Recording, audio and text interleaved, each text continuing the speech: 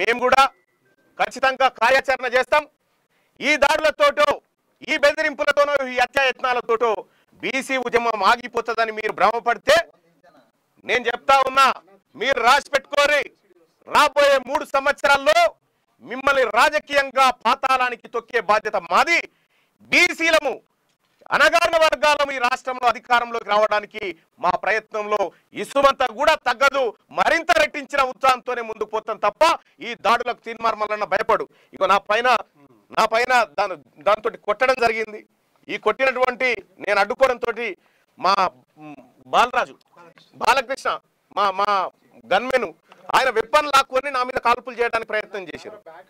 ఈ రకంగా ఒక ఎమ్మెల్సీని నేను నా పైన హత్యాయత్నం చేసేటువంటి ప్రక్రియ కల్వకుంట్ల కవిత గారు ఆయన కుటుంబం ఆమె కుటుంబం అంతా ఈ కార్యక్రమానికి తెగబడిందంటే ఇక మీరా మేమా బీసీలమా తేల్చుకుంటాం. ఈ రాష్ట్రాన్ని 10 సంవత్సరాల పాటు దోచుకున్నటువంటి కల్వకుంట్ల కవిత కుటుంబమా, తెలంగాణ రాష్ట్రంలో ఉన్నటువంటి 2.5 కోట్ల బీసీ సమాజమా ఇక తేల్చుకుంటాం మేము.